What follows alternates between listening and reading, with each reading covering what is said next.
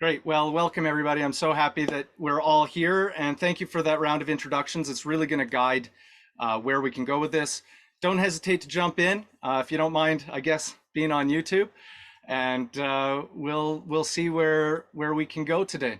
I call it water tools because what I'd like you to leave with is a sense that you have, if not the tools to fix some of your water problems immediately, an idea of where you can go to get those tools. And those tools can be all kinds of things, things you hold in your hand or things you hold in your head.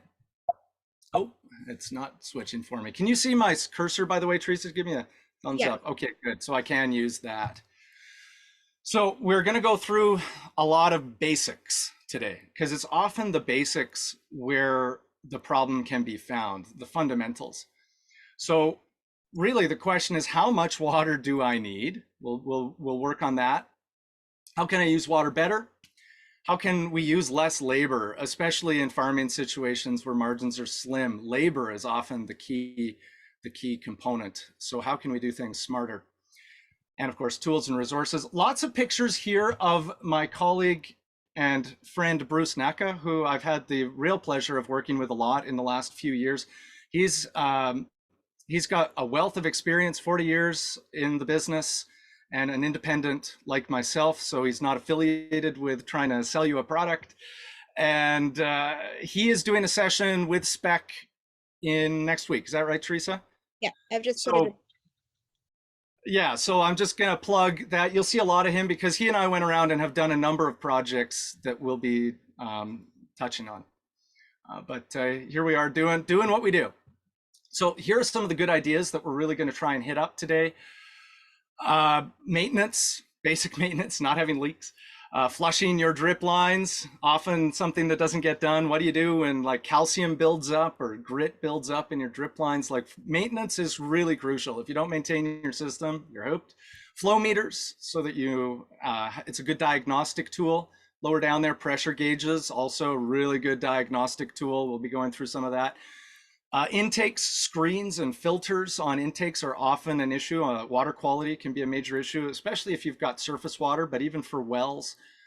You're not usually for municipal systems, mind you. I still put on filters I have a municipal system on my farm. And man, you want to have a filter on certain days. New nozzles and heads. We're going to look at a lot of some overhead things. We can also talk about drip, just let me know. Catch can tests, there's a catch can down there. How to actually know how much water you're putting out. It's just a basic question, some really simple ways that we can answer that question. How much is coming out? How evenly is it spread across the field? Basic soil and crop knowledge. That's really, really fundamental. Knowing your soil better. I recommend you dig a lot of holes. Dig holes everywhere. Get yourself a post hole digger, get an auger, whatever it is you want. Dig some holes. Automation. And then at the very end, if we got some time, hopefully we'll look at where you can get some information on weather patterns and how that can affect your schedule and how to soil monitor your moisture.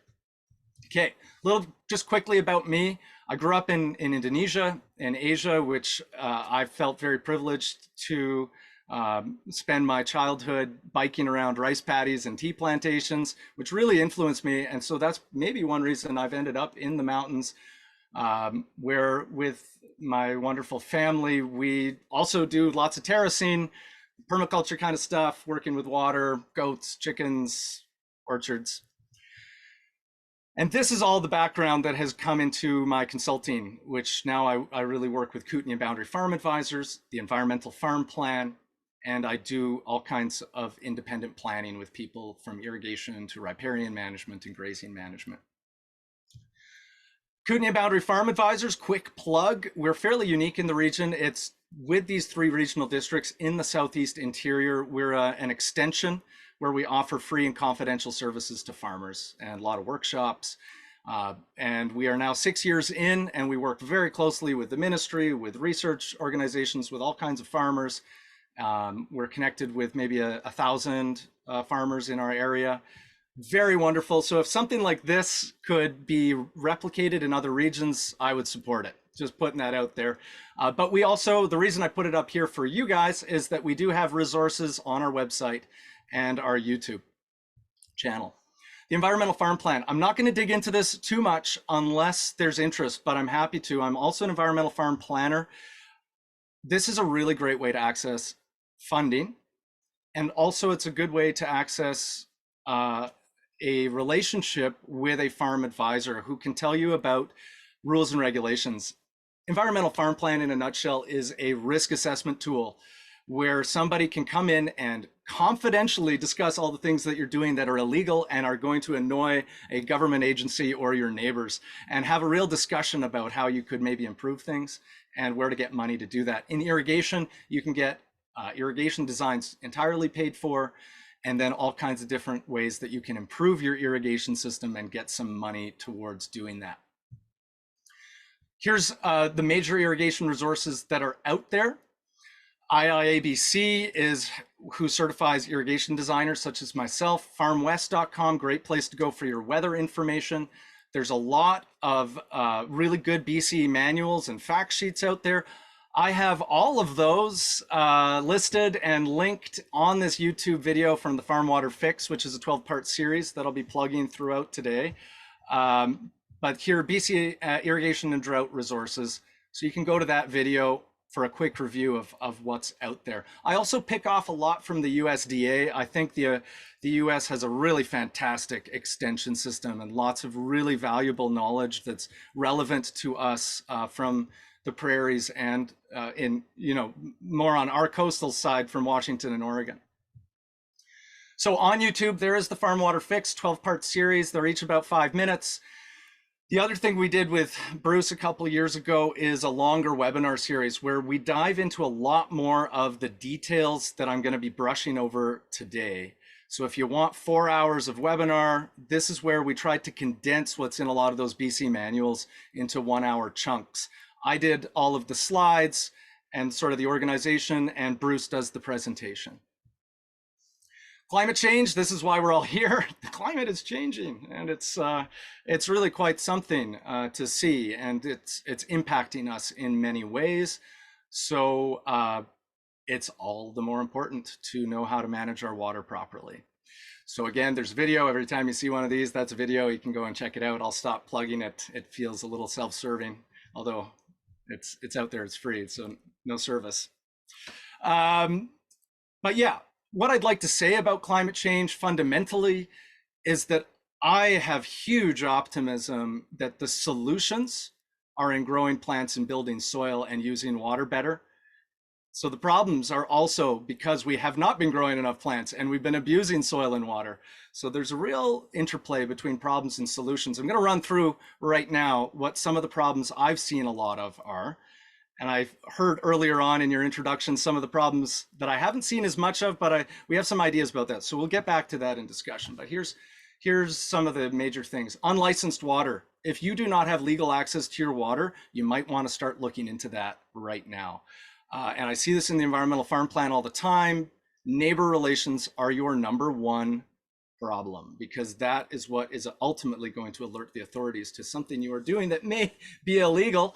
And I also work with farms who had a legal source of water, all licensed, but no easement for the water crossing. I'll show you, if we have time, this particular situation. And now he has lost that water access and is having to reapply further downstream and add a pump and all kinds of things. So regulations, #1. Unpredictable water, especially with climate change. I've seen major flash flooding issues in my region, which can affect everything. Even if you're on a municipal supply, as we learned last year in Vancouver, flash floods can be a major issue. This truck is sitting on a piece of land that was entirely gone 3 weeks later after I took that photo. This river changed course and took out this entire section.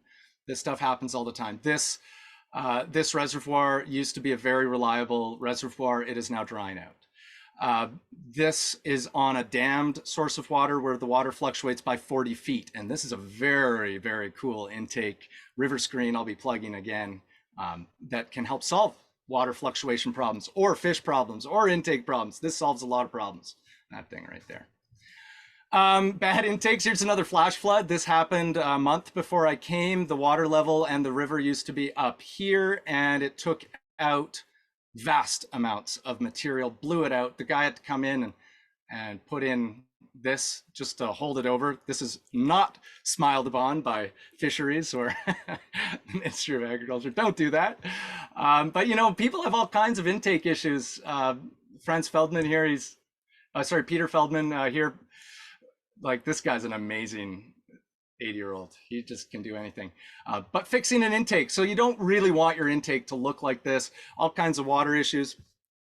Now what we're going to be doing a lot more of today that's maybe more relevant to you, pressures. Low pressure system here, splatting the heck out of that soil, destroying the soil. Over here, low pressure issues, again, leading to this kind of patchiness. If you've got a field, doesn't matter big scale or small scale, if you have patchiness is great in an ecosystem, not good in your agriculture unless you want to waste your time and water and money.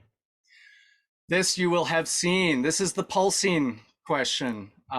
Too much water too quickly on a dry soil, and it will just run off. Here in a much bigger system, this is with a gun. If you see pooling, it's a problem. Badly maintained systems, leaks everywhere. Everybody has issues like this. Tighten it up. This is really, there's no solution other than to fix it.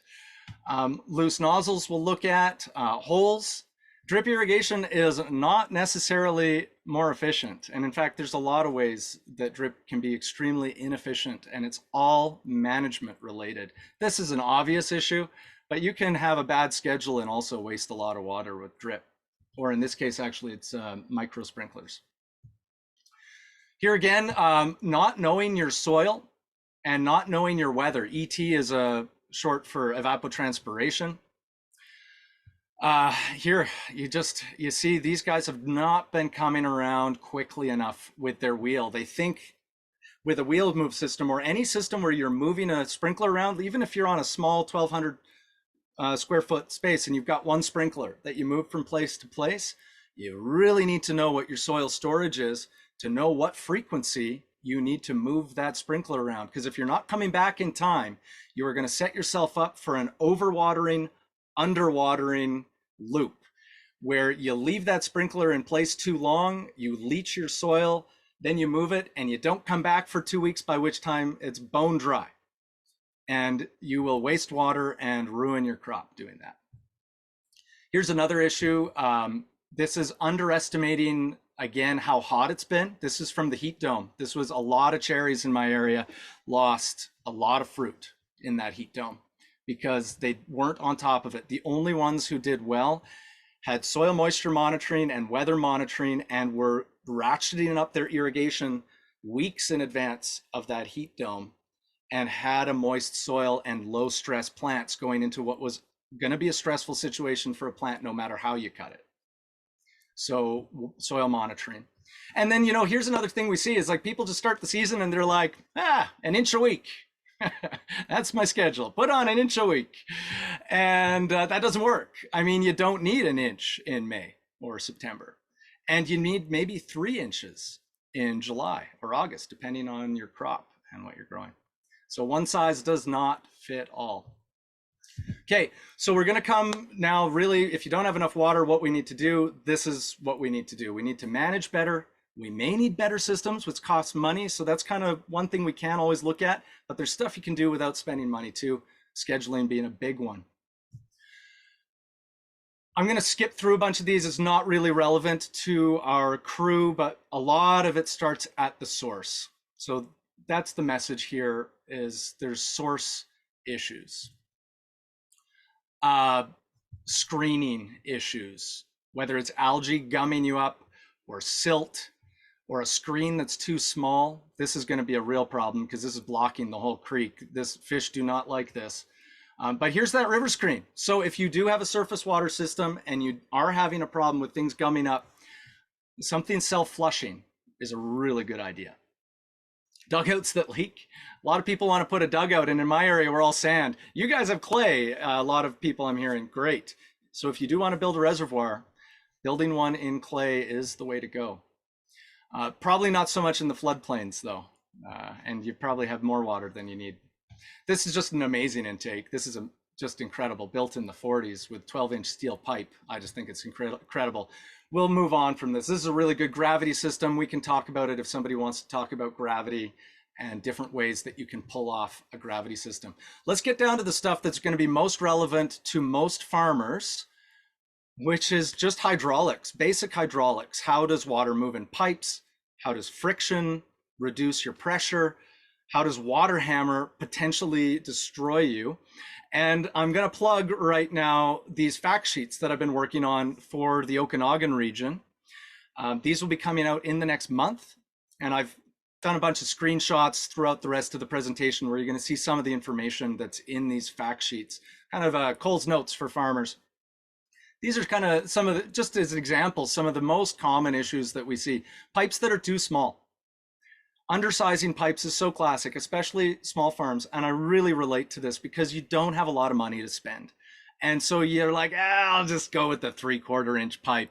It'll be fine. Water can still go through there. Well, you can't push a lot of water through a 3/4 inch pipe.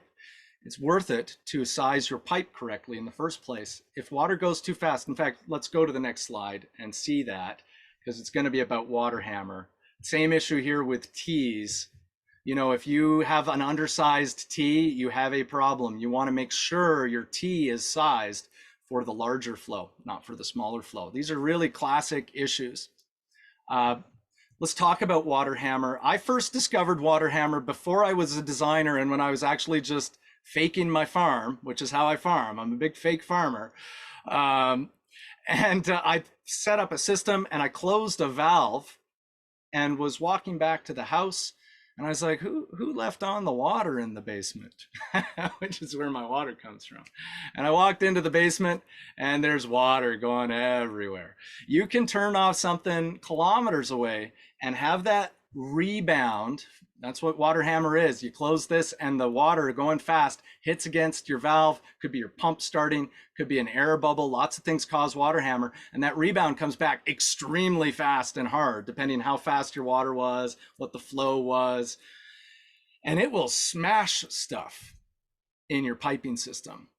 And you don't want that to happen when you're not around, because you're not, and you come back and you've lost a lot of water. Maybe you've washed away your whole vegetable garden. Water hammer is really serious. You want to avoid it. So the first rule is open and close your valves slowly. Have your pumps turn on and off slowly. Do everything slow. Don't have air in your pipes. Those of you with gravity systems, it's especially important because that's often where you get airlocks is in gravity systems. Many gravity systems I see have no air relief. And then they're wondering why their flows are low. Put in air relief every 1,000 feet at a minimum and every high point. If you have filters in your system that you take apart to clean, put an air relief valve after the filter because you will have put a bubble of air into your system. If you have pipes that go up and down, put air relief at the high points. So important. And here's a quick shot on how to size your pipes. But you can see if you're doing more than 12 gallons per minute, you need bigger than a 1-inch pipe. If you've got your regular garden hose, it's not even doing very well at 1 sprinkler size. So I'll see that often, like a 400-foot thing of garden hose out to a sprinkler, and the sprinkler's just flopping around and splatting water on the ground. You need a bigger pipe. So there you go. Pressure regulation. So here we go in, really that's the splat issue that I'm talking about. This is pressure too low. Pressure too high, also a problem. More pressure, not a good thing. You'll see it, especially with those butterfly sprinklers. It mists and then wind blows it away. And if you look at how the water gets distributed underneath, it's actually a shorter throw than if you have a medium pressure. You get your biggest distance. If you're trying to make sure your sprinkler covers the biggest area possible, you want medium pressure. You don't want high pressure. You don't want low pressure. It sends it out in this big splatty ring and it ends up with a big pool here and a big pools and messed up stuff on the edge. Don't want either. Drip systems, even more crucial. You don't really want more than what is it? Probably about 15 or 20% variation from the beginning of a lateral to the end. And if you're talking about 15 psi in your system, that's actually a very narrow window of pressure range. You really need to get your pressure right in a drip system. It's a very key problem. In fact, what's my next slide? Oh yeah, elevation drops. I see this all the time. People have their lateral going downhill and they got a drip system or sprinklers. It makes a huge difference. We need to worry about this, and I'll show you some solutions in a minute. Here's that sprinkler problem. There's some of the standard ranges that you want to work with. Even with these ranges, recall that people are trying to sell you a product and they will give you a range, like we work from 10 psi to 40 psi. Okay, just barely at those edges. Remember, they're trying to sell you something and make you feel like you can do it with your pressures. Go for the middle, always, no matter what irrigation system you're working with. Go for the middle, aim to get that pressure. Do what you need to do in your system to get the pressure right. Get the pipes right, get the pumps right. And this is my favorite tool. This is the one that I really want everybody to have in their back pocket. Bruce laughs at me. He says it's old school. I don't know. I didn't know it was old school, but I think it's still good school. It's great school. Like put one of these in your pocket. This is a pitot tube. Good old French word there. Stick it into a nozzle and it will tell you the pressure at the nozzle. It's the pressure at the nozzle that matters. It's not the pressure in the pipe. Ultimately, what's coming out of your nozzle? This is 18 psi coming out of a big gun that needs at least 65 psi. This is not working. And in your drip systems here, same thing. You know what I like to do in drip systems now, and I do it on all my drip systems, is I overpressurize my system up to 60 psi. And then I can use the same system for my sprinklers, and I use pressure compensated inline drip. That's the easy solution. Plus I can roll this up on a reel. I'm talking to people who run really big tree farms, and we're suggesting that maybe we have a big reel and reel out this inline drip and reel it up as a replacement to overhead. And that way you can get stuff out of the field. Like drip tape. Somebody mentioned drip tape being an issue because of tractor work.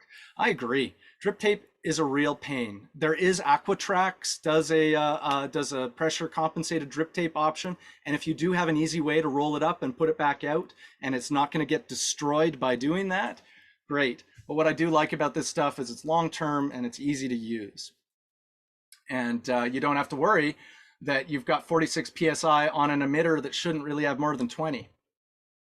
So pressure regulation, I've kind of pushed it. I'm not going to keep going on it, but you can put flow controls on individual heads. You can put flow control in your pipes. You can put it at the beginning.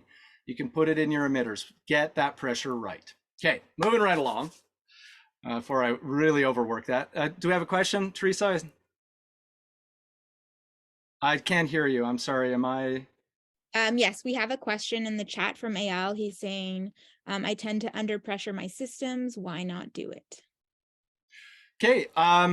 Your Ayal's working, I think, mostly with drip systems.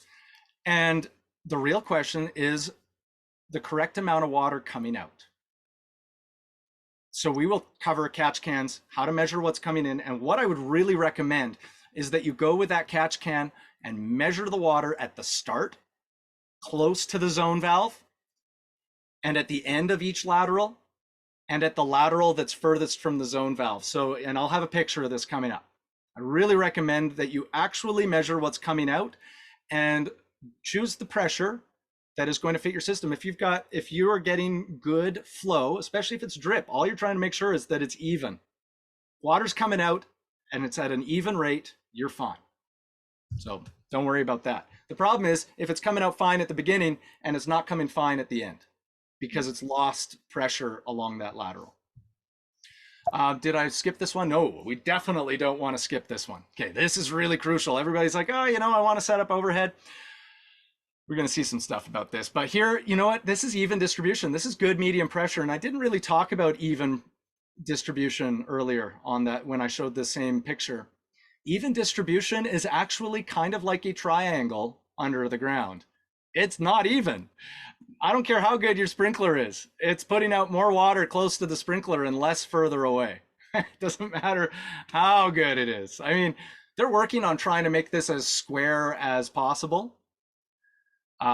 There's wind fighters, which are really good nozzles. We can talk about nozzles. But look, there's only one way to get even distribution with sprinklers, and it's to have a pile of overlap. 85% minimum. 100%, this is what we call head to head, where the spray from one reaches the head of the next. Or you can even go even closer. As long as you know what your application rate is, and as long as that application rate isn't exceeding what the soil can absorb, doesn't matter how close you put your sprinklers. You're just going to spend more money and more time and more effort. Like, so that you want them usually as spread out as you can get away with, just to reduce the amount of infrastructure and zones that you require. And the reason to put them closer is usually wind. The more you can only get away with 85% overlap if you don't have winds that are typically more than, say, 5 kilometers an hour, which is a very light breeze. If you have heavy winds, you need more overlap. And here's 2 different ways. You'll usually read in the books that you don't want the spacing to be more than 60% of the diameter. I don't know. This just doesn't work for my brain. I always have to think hard about that one. So I prefer thinking that I want the throw of my sprinkler to reach 85% of the way to the next sprinkler. They mean the same thing, whatever works for you.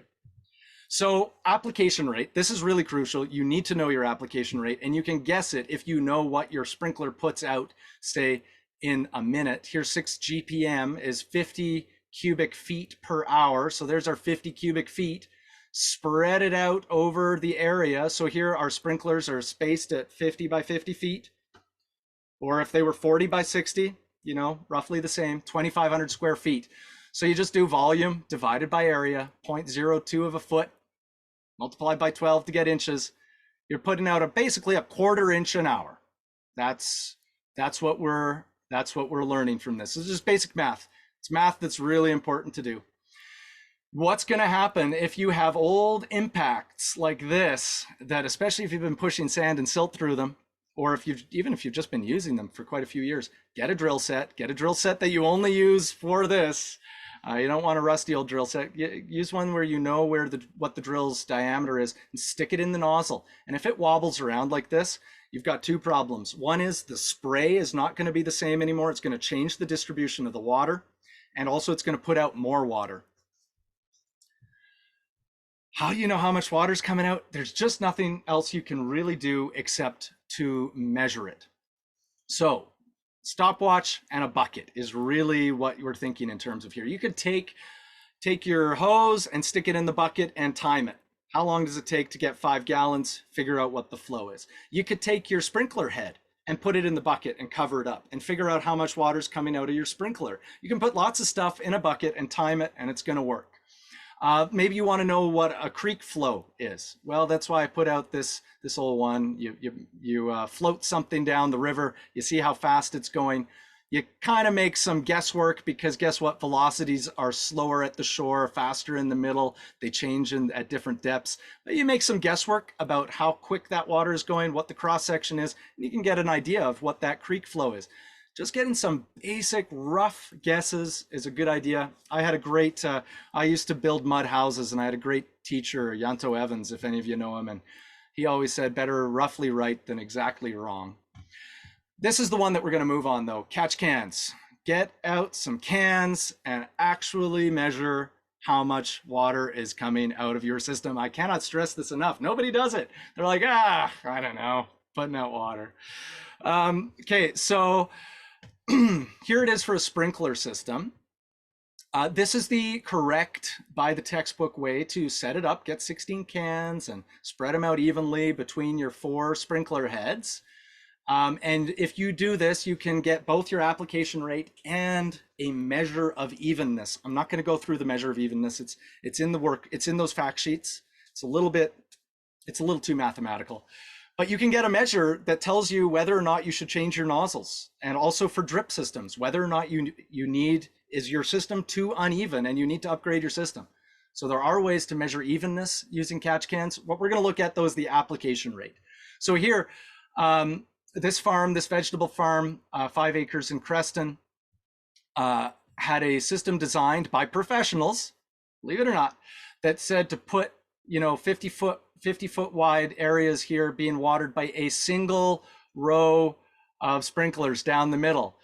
Now, as you recall, this is what you get if you just have a single row with no overlap.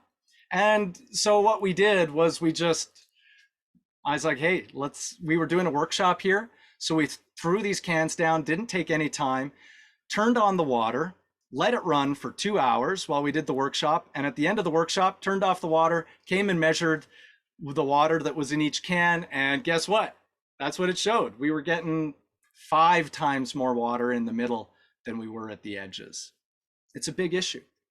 And here, just to show you, this is just the math that I use to do depth. I prefer to do it all by volume rather than measuring with a ruler. First, you'd need straight-sided cans, and I find those difficult to find. And measuring with a ruler is, because of the meniscus, is very difficult to do. It's just so much faster. Catch it in a can, and I've got a new trick. This little hanging scale, you can just have a little cup and you could just pour it in there and get the weight, because 1 milligram is 1 milliliter. Converts really nicely. Dump it out, pour in the next can, dump it out, pour in the next can. Very, very quick. Here we are for drip systems. This is what I was just saying to Eyal, is go through your zone and try, randomly go to different emitters and measure it. I just sit there for 2 minutes. It only takes half an hour to go around, collect 2 minutes in each one, weigh it, and get your application rate. And you can use this setup to get evenness as well. Flow meters. So movie out there, video that we did. This poor gentleman lost a large number of mature cherry trees that he estimates in his business expenses lost him $300,000 in cherry trees in terms of lost opportunity, due to an undiscovered leak underground in his mainline system. If he'd had a flow meter, which he now does, he now has soil meters. I mean, Danny is scientific about his irrigation now. I mean, it's really fantastic to see his system going. But yeah, if he'd had a flow meter, and there's all kinds, there's these analog ones that you can put in. You can have a digi one that hooks up to your controller. You can have other fancy ones. Maybe you're on a municipal system and guess what? They've got you metered anyway. Ask them if they've got access to the Eye on Water app. Sometimes they do. And then you've got it's a meter, so it's a little difficult. It's the volumes rather than the actual flow rate. Same thing though, you can figure out stuff. If you know what's going on in your system when it's new, and let's say each of these zones was meant to put out 20 GPM, and then you just monitor the flow, then you test it one day, zone 1's still good. Oh, zone 2 here, it's up 5 GPM, maybe we got a leak. Let's figure this out. Maybe we've got emitters that stretched. Maybe we have a clog and the thing went down. Maybe we need to flush our lines. Okay, here we go, soil water. This is really crucial. You really have to pay attention to your soil. This farm here, what they were doing, this was post heat dome. They let it dry out, and then they tried to make up for it by watering a lot, and it just runs off the surface, because once you have a clay soil that dries out, it's tough to get it wet again, really tough. And pulsing is about the only way you're going to be able to do that. So you don't necessarily need to pulse all the time. We're going to come over that. But I would say if you have a drip irrigation system, for most crops, you want to irrigate every day. What I see all the time in Creston is orchards irrigating on drip systems that are manual, and they're turning it on once a week. That is not frequently enough. Drip systems especially, you need to keep that soil moist. So really what we're looking at here is, what does your soil look like microscopically? You really want to start thinking microscopic. If you got a coarse soil, obviously water runs right through, but remember, how does soil store water? It stores water with the surface tension on the outside of those little microparticles. So there's not a whole lot of surface area here, so there's not a lot of storage. So yeah, sure, it drains really well and it doesn't store much. Over here on the other end, a compact soil, There's no holes, so there's nowhere for the water to get through. Water will tend to run off, and if any does get in, very little will store, and it's tough for roots to get to it. Really what we're looking for is complexity. We want complex soils, and we'll talk about how to get that next. Really, with a complex soil, that's what you're going for. Imagine this thing filling up with water. If you put on too much water, it's going to leach, which can cause environmental problems. Selfishly, from a farmer's perspective, it can take your fertilizer away. That's kind of the main reason not to do it. Plus, if you sit up here in saturation, all of you folks with high water tables, oh man, the number of times, dig down and look and see if you've got all of those indicators. Talk to a soil guy. Soil person out there is going to be able to look at the indicators on whether you have an anaerobic soil at depth, and you just may. The problem with those water tables coming up is roots can't grow if there's no oxygen. You may really need to look at a drainage plan, and the environmental farm plan is a great way to get a drainage plan. And even getting in contact, I'll drop a name at the ministry. Stephanie Tam is a very talented drainage engineer. She might be able to help you out. Lots of people out there can look at drainage. Crucial. You might need to lower that water table and make sure it doesn't come up. You need to have the depth of your roots dry to get that oxygen in. But you don't want it sitting there dry all the time either. That's death. Permanent wilting point down here. Things have started wilting long before this point. And in fact, there's kind of this low stress point between field capacity, which is where the water stops dripping out the bottom, and it's sort of the maximum water storage, and wilting point death. Really what we're looking at here is this low stress point. And usually you only see these three things. This is the point that I'm going to look at in a moment, because irrigation, where you want to go with your scheduling, is to fill it up to field capacity with minimal leaching, and then let the plants use the water till you reach a point where the plant is not stressed, and then bring it up to field capacity again. Low stress field capacity, low stress field capacity. That's what an irrigation schedule is. If you are doing a drip system, there are certain things that you should pay attention to. One is, if you have salts that build up in your system, you may need, especially in dry and in clay soils, you may need to actually purposefully overwater. It's one of the inefficiencies of drip.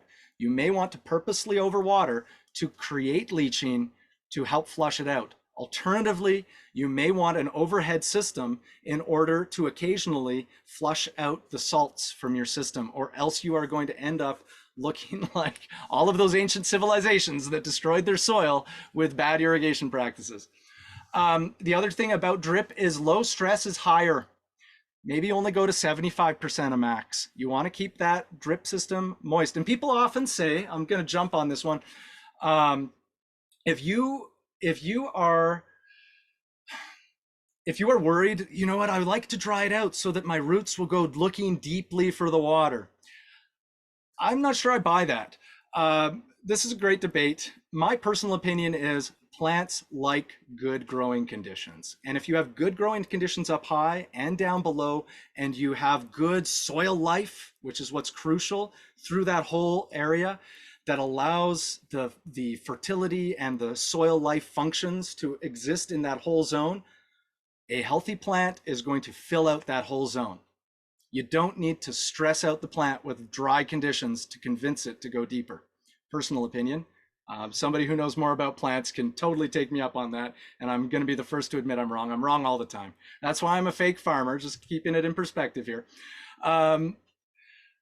So yeah, if you're not absorbing like this, really, there are scientific and sort of technical and mathematical ways to go about this. Look, the proof is in the puddling. If you are having an issue, you can see it.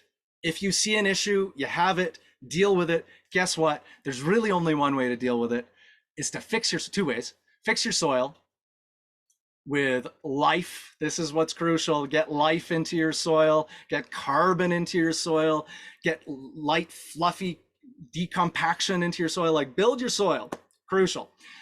And you got to slow down your application rate. You just can't put it on that fast. You're going to have to put it on slower over a longer period of time. There's just no two ways about it. So what kind of soil texture do you have? This is straight from the fact sheets. This is now my system. I've kind of mushed together a bunch of other people's systems. You got to get your hands dirty. And when you do, you can use getting your hands dirty to identify your texture. So that's sitting out there in the fact sheets. We can talk about details if you want. Similarly, soil storage, once you know your soil texture, which actually I've kind of jumped over that. Texture is very specifically the mixture of clay, silt, and sand in your soil. That's specifically technically what texture refers to. It's not just like, oh, it feels nice. It's those proportions, and those proportions affect a lot of properties, and that's why knowing your soil texture is crucial. And the other thing I jumped over on this slide, my apologies, is there are different ways to go about this. You could send in samples for lab tests. I've done that. It's great. But you don't need that level of precision. You can look at the soil survey, and we can get you links to how you can look at SIFT, the Soil Information Finder tool from the government. And it is okay. It's very good. We are very lucky to have that soil survey. But I have done tests of looking at the soil survey versus being on a farm and digging a hole and seeing what you actually have on the farm. And there are big differences often. There is no substitution to digging holes. And every time you dig a hole, as you go through the layers, get out a bottle of water, squirt that, get it all mucky in your hand, and do it for every layer, write down your results, and start building your soil map. That's the real on-the-ground soil map for your property. Really important stuff. So your soil texture is going to tell you a lot about how much water your soil can store. So here on the green line is the stress-free limit of the total water storage. That's the 50% line of the total water storage that the soil can hold. And the dashed line is kind of like a lower quality, maybe more compact soil. And so really you could be in any of these ranges. In fact, if you've got a really good soil, you've done lots of livestock management, and you've done lots of cover cropping and mulching, and you've got a really good high carbon soil, maybe your soil storage is higher. Could be. In any case, you can guess from your soil texture that it's going to be somewhere in this range. And if you got a sand and it's a coarse sand, you can really you've got less than half an inch of water to work with. And on a hot day, you can lose easily a quarter inch. And depending on the crop, maybe a third or more of an inch of water per day. So even with a sprinkler system, you might need to water every single day if you're in a coarse soil. Silty loams are obviously fantastic. And often people think they have clay and actually have a silt loam. Lots of water storage. But these finer soils can be heavily impacted by compaction, and you actually don't have the storage you think. Anyway, soil water storage, very important. Knowing your soil moisture, there's two really different ways to go about it. You can go about it technically with this. I really recommend this, especially if you have a high water table. This might be really interesting to throw in a few of these and watch it over the season. These are the watermarks. There's a lot of different ways you can put in soil sensors. End of the day, you can do it by your hand for free. And here again is my mush together system where I've used a few people's hand field tests. And that's in those fact sheets. And this will be on the recording. So I'm going to just fly through because I'm using up too much time and I want people to be able to ask questions. Scheduling. Okay. Whew. I've got some videos out on this. It's in the fact sheets and I'm going to go over it briefly right now. How much to water comes down to the moisture deficit of your crop. The moisture deficit is how much water has been lost in the soil since the last time you irrigated.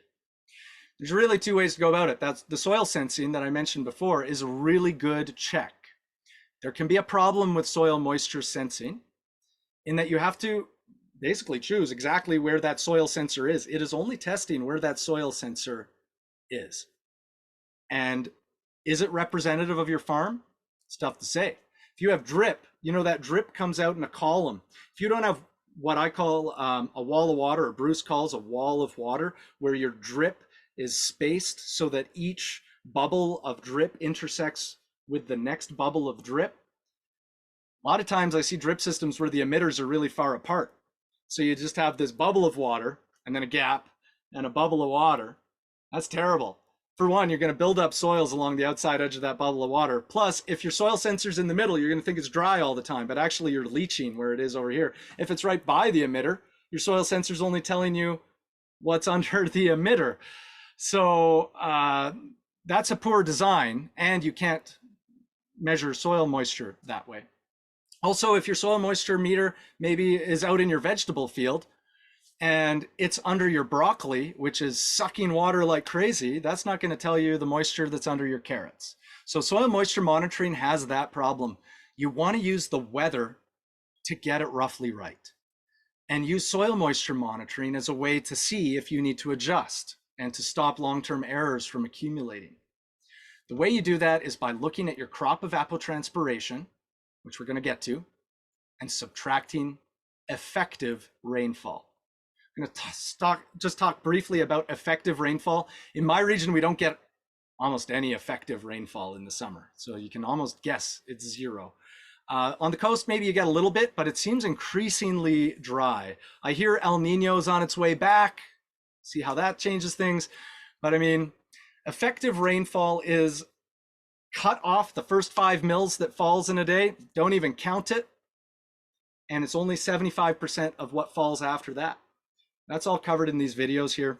The effective rainfall is something we can get from Farm West, which I'm going to show you in a minute. Crop evapotranspiration is this reference evapotranspiration, which is for a grass, multiplied by a crop coefficient. So if that sounds too mathematical for you, we're going to go over it right now. So Farm West, great place to go. Lots of weather stations around. Find one that's close to you. Unless you're in the southeast of BC like me, you probably have a weather station close to you, or another. There's a few underserved areas of BC. But you just go plug in your weather station, plug in a date range. So here, April 1st to September 30th is the whole season. And I use this, I click to see daily data. And what I do every time I do an irrigation plan for somebody, I find their nearest weather station and I just go and download the last 3-5 years of data, and I stick it into some spreadsheets and I take a look. Maybe you're not as geeky as that, but I'm pretty geeky, so I definitely do that. And then, you can use that as your baseline. I'm going to show you another easier way to get your baseline that doesn't involve being a super nerd. Evapotranspiration, I've been mentioning this word a lot. Just to review, it's the amount that evaporates from your soil as well as transpires from the plant. A lot of times people start talking, when we're talking climate change, like, oh, drought resistant plants. I call drought resistant plants growth resistant plants. If you want something to survive a drought, that's what you have as a drought resistant plant. It means it can sit there when there's no water and survive. If you're trying to grow product, you actually need transpiration. You need a lot of transpiration. And that's what we can measure from a weather station. Years of modeling have brought weather stations to the point where you can take the solar radiation, the humidity, the wind, and the temperature, crush it together in a really complicated equation, and out pops your daily evapotranspiration on Farm West. And that daily evapotranspiration is for a grass, a vigorous grass. So unless you happen to have a vigorous grass growing, you have to adjust that, because it is not what your crop is actually using. It is what a theoretical 12-inch grass in well-drained, really nice soil with good irrigation is using. If you have bad soil, maybe your crop is using less. If you have a diseased plant or a small plant or low canopy cover, it may be using less. Alternatively, if you have a very vigorous, mature crop, a large brassica, alfalfa in full going, if you've got a right before harvest with your cherry tree, you might be using 30% more than this. So there's a huge variation. How do you account for that variation? With crop coefficients, which is just a number that you multiply the reference evapotranspiration with. So here, there's your broccoli, woo, shooting up there to 25% over the grass reference. But early in the season, when this is a transplant or first leaf emergent at 0% growth stage, it's not using much at all, just 20% of what that theoretical grass is using. And over here, at frost, what are we looking at here? Peas, peas at frost, not using very much. Even a few weeks before frost, not using very much. You need to know where your crop stage is to make this change. So here's how it would look for pears over the season. Here's in green dotted line, that's sort of an average season. A blue dashed line here, that was 2019, which is kind of a cool wet one where we are. Here's 2021, that's a famous one. There's that heat dome right there, right as the pears were hitting full canopy, bam, heat dome. And, so this shows, this red dashed line is how much I would have irrigated a pear based on the weather in 2021, So each week I would adjust it. And that's how you save. If you just, boom, water across the board at max, you're not only going to waste your fertilizer, you're going to waste all of that amount of water in that zone there and there.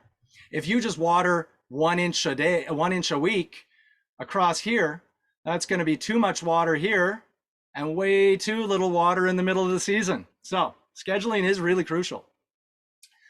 Here it is with hay, just to give you a new look at kind of the same thing. Each cut, when you cut hay, it doesn't use as much. This would be equivalent of harvesting your vegetables. You don't need to really water it very much. If it's just a little tiny cover crop, it's not using very much. But as it grows and becomes vigorous, it might be using even more. This comes down to automation.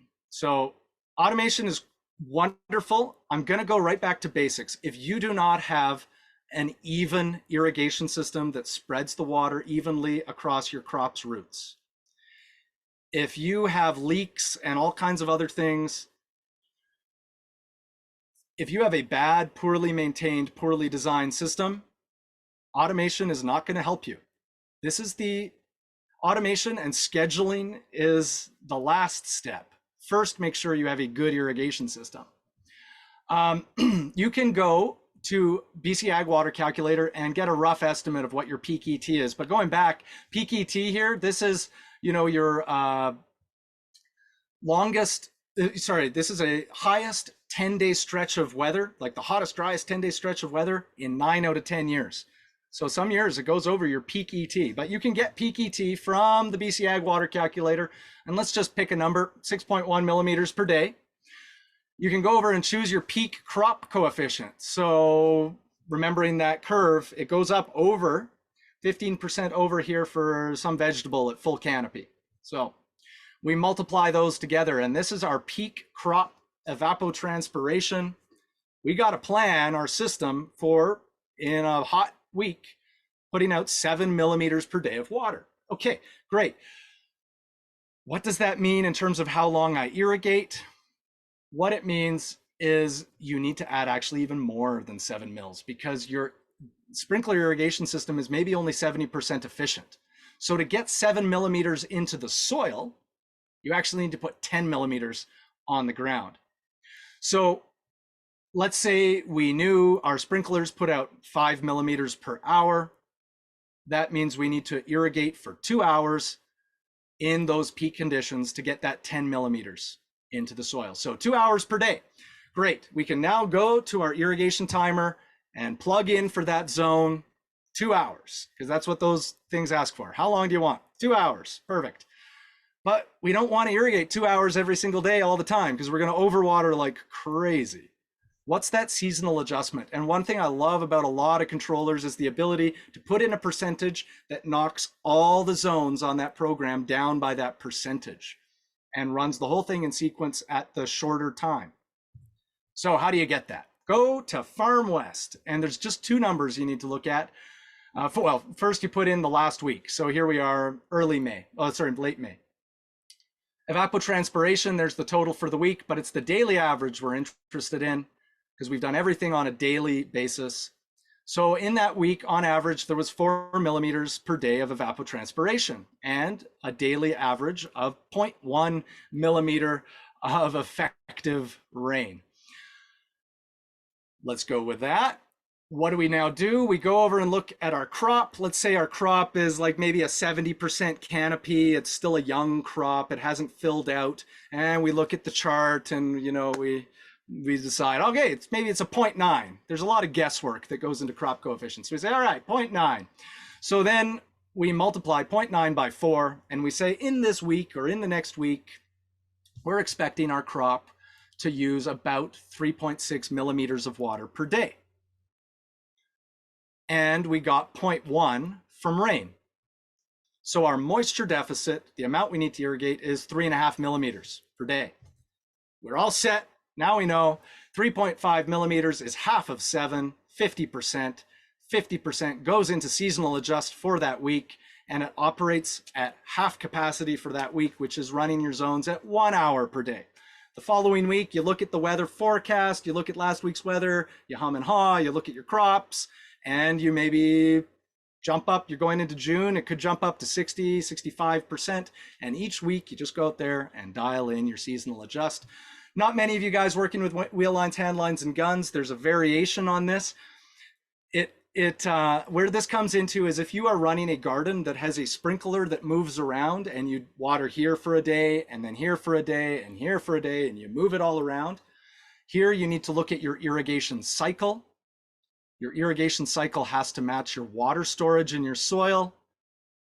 And you can do your cycle once, and if it's cool weather, then you take some days off.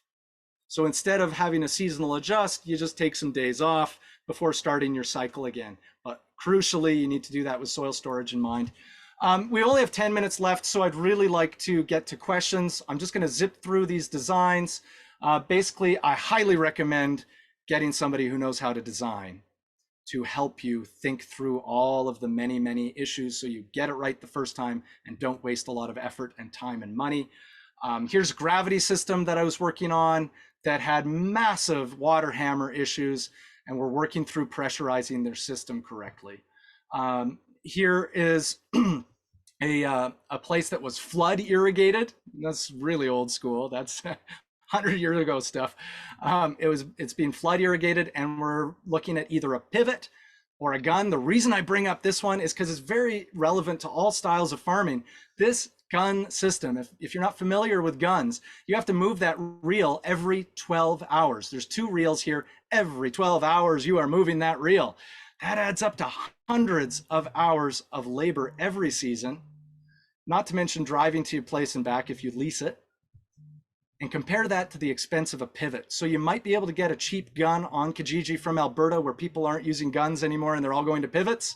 There's a reason they're all going to pivots. The bottom line, if you can get funding, if you can get a bank loan and put in something that's automated, automation, like this thing just goes around and around and gives you a perfect crop. I mean, that's the way to go. Here is a 10-acre vegetable garden, moving to solid set automation from moving stuff around.